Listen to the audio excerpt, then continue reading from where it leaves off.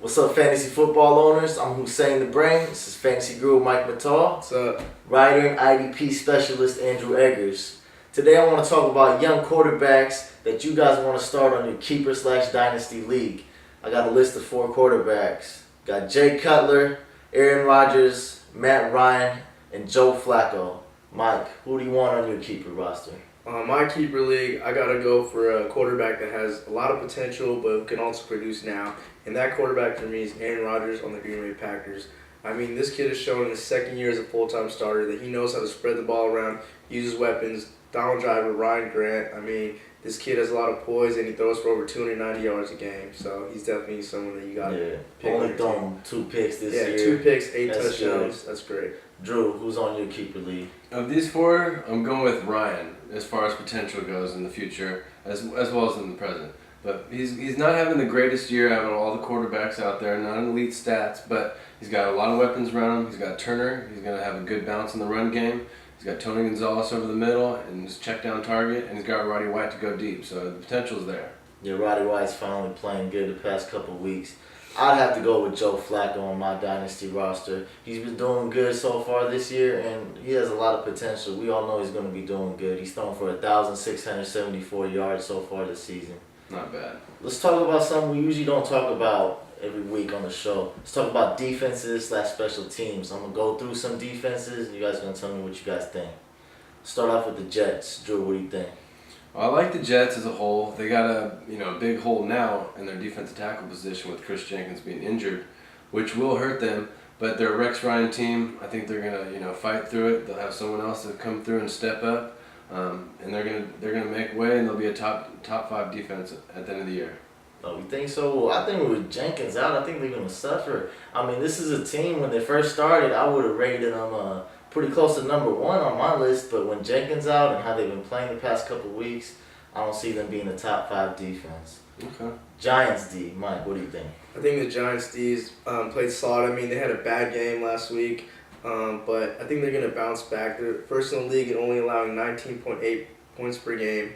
And, I mean, this defense is capable of winning Super Bowls, so I look for them to get better as the year goes on. Yeah, they got a good defensive line, a deep defensive line. I still got my trust in the Giants D.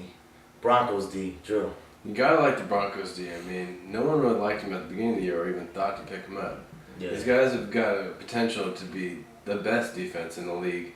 Their points per game average is the best in the league. They got a great core of linebackers, real fast. They got Doomerville on the corner, he's blitzing. I mean, they got a great secondary as well. Champ Bailey, Brian Dawkins. I mean, say no more. Yeah, the offense when they play against them has to earn every inch when they play against the Broncos. Vikings, one of the best defenses so far this year. Mike, what are your thoughts? I like the fact that they can get to the quarterback. I mean, they lead the league with 21 sacks behind Jared Allen, who's a beast on the edge. Yeah. And they got Antoine Littlefield, a tough physical corner that can also blitz. So if you combine all those weapons, I mean, it's hard to score points. And they got Percy Harvin. Oh, yeah, right? Percy Harvin kicks off, returns. I Yeah. mean, this guy can break for a touchdown every time he touches the ball. Good pass rush, know how to tackle, good special teams. I think they got it all covered.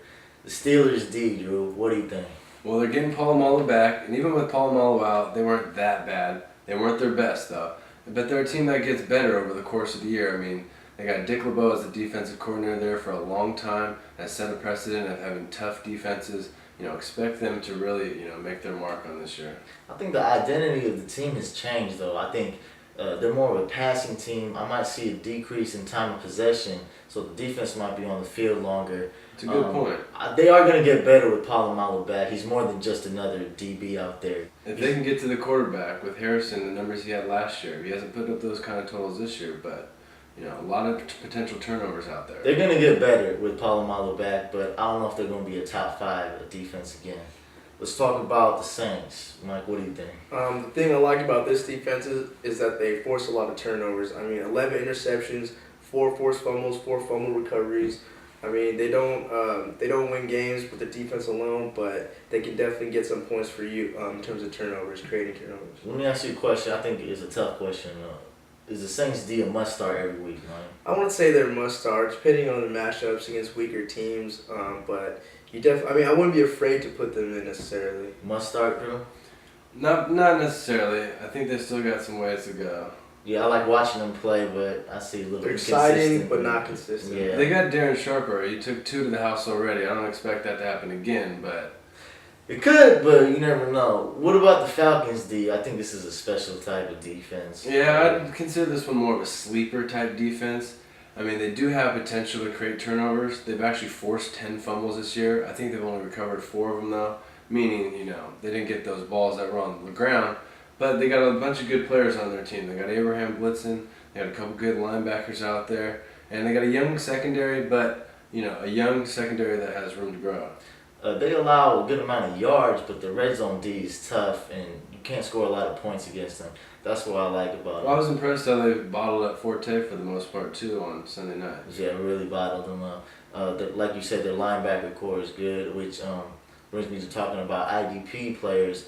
I want you to tell the viewers what IDP leagues are and a couple good IDP players you like, a couple good young IDP players. Well, an IDP fantasy league is just playing both sides of the ball. You have positional players on defense as well as offense, and they get points through either tackles, sacks, interceptions, all based on a given point value. Yeah, just like you pick quarterbacks, running backs, wide receivers, we pick linebackers, DBs, and defensive linemen. Give me a linebacker you like a lot. Well, speaking of that Falcons team, a young guy that not too many people know about, but who's put up good numbers this year so far as his tackle stats, is Curtis Lofton. He hasn't produced too many turnovers as of yet, but he has the potential to rack up a big number of tackles on a weekly basis on that Falcon defense. Yeah, I also like Mike Peterson, another linebacker there. What about a DB you like? Well, there's this guy in Oakland. I mean, I never heard of him before this year, but Tyvon Branch. Versatile player. He's listed as a cornerback / safety. He started safety last game, but he has that potential to move over if need be. Yeah, this guy's unique. You can play him in a cornerback position, safety position, and he's on the Raiders. And tell the viewers what positive sides of being on the Raiders as a defensive player means. Well, as we've seen already with a lot of his stats, he's got a high tackle rate. 7 tackles per game for a DB is pretty good.